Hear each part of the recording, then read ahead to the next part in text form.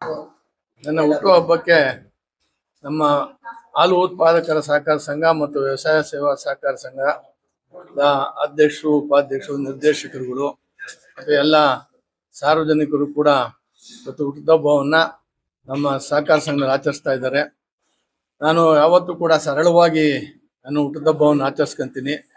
ನಮ್ಮ ಮನೆ ದೇವರಾದ ಆಂಜನೇಯ ಸ್ವಾಮಿ ಮತ್ತು ಮಾರಮ್ಮ ಸ್ವಾಮಿಗೆ ಪೂಜೆ ಮಾಡಿಸಿ, ನಮ್ಮ ತಂದೆ ತಾಯಿ ಫೋಟೋ ಪೂಜೆ ಮಾಡಿ ನಾನು ಸರಳವಾಗಿ ಹುಟ್ಟುಹಬ್ಬವನ್ನು ಆಚರಿಸ್ಕೊತಾ ಇದ್ದೀನಿ.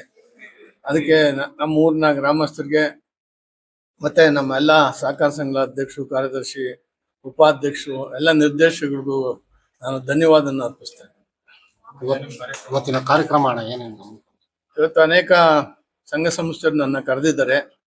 ಕೆಲವು ಕಡೆ ಹೋಗಲೇಬೇಕಾಗ್ತದೆ, ಯಾಕಂದರೆ ಜಾಸ್ತಿ ಪರಿಚಯಿತ ಸ್ನೇಹಿತರು ಇರೋದ್ರಿಂದ ಎಲ್ಲ ಕಡೆ ಹೋಗಿ ನನ್ನ ಹುಟ್ಟುಹಬ್ಬವನ್ನು ಆಚರಣೆ ಮಾಡ್ತಾ ಇರಕ್ಕಂಥ ನಮ್ಮ ಸ್ನೇಹಿತರಿಗೆ ಧನ್ಯವಾದ ಹೇಳಕ್ಕೆ ಹೋಗ್ತಾ ಇದ್ದೀನಿ.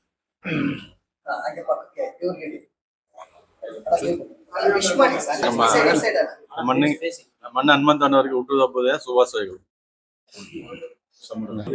ಹನುಮಂತನವರಿಗೆ ಹುಟ್ಟುಹಬ್ಬದ ಶುಭಾಶಯಗಳು.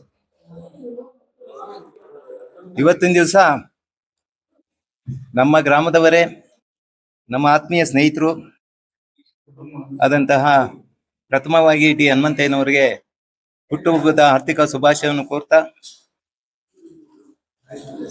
ತಾವುಗಳು ಇದೇ ಗ್ರಾಮದಲ್ಲಿ ನಮ್ಮ ವ್ಯವಸಾಯ ಸೇವಾ ಸಹಕಾರ ಸಂಘದ ಸಾಮಾನ್ಯ ಕಾರ್ಯದರ್ಶಿಗಳಾಗಿ ಹಂಗೆ ಹಂತ ಹಂತವಾಗಿ ಇವತ್ತಿನ ದಿವಸ ಎಲ್ಲಿ ಬೆಂಗಳೂರಿನಲ್ಲಿ ಎಷ್ಟೋ ಅಂತ ನನಗೂ ಗೊತ್ತಿಲ್ಲ, ಎಷ್ಟು ಸಹಕಾರ ಸಂಘದಲ್ಲೂ ಕೂಡ ಅವರು ನಿರ್ದೇಶಕರಾಗಿ, ಉಪಾಧ್ಯಕ್ಷರಾಗಿ, ಅಧ್ಯಕ್ಷರಾಗಿ, ಹಾಗೆ ನಮ್ಮ ಬೆಂಗಳೂರು BDC ಬ್ಯಾಂಕಿನ ಅಧ್ಯಕ್ಷರಾಗಿ, ನಿರ್ದೇಶಕರಾಗಿ ಮತ್ತು ನಮ್ಮ ಕರ್ನಾಟಕ ರಾಜ್ಯದ ಒಕ್ಕಲಿಗರ ಸಂಘದ ಅಧ್ಯಕ್ಷರಾಗಿ, ಹಾಲಿ ನಿರ್ದೇಶಕರಾಗಿ ಮತ್ತು ನಮ್ಮ ಸ್ಥಳೀಯವಾದಂಥ ಬೆಂಗಳೂರು ನಗರ ಜಿಲ್ಲಾ ಪಂಚಾಯಿತಿಯಲ್ಲಿ 2 ಸಾರಿ ಅವರು ಸದಸ್ಯರಾಗಿ ಸೇವೆ ಸಲ್ಲಿಸಿರ್ತಾರೆ.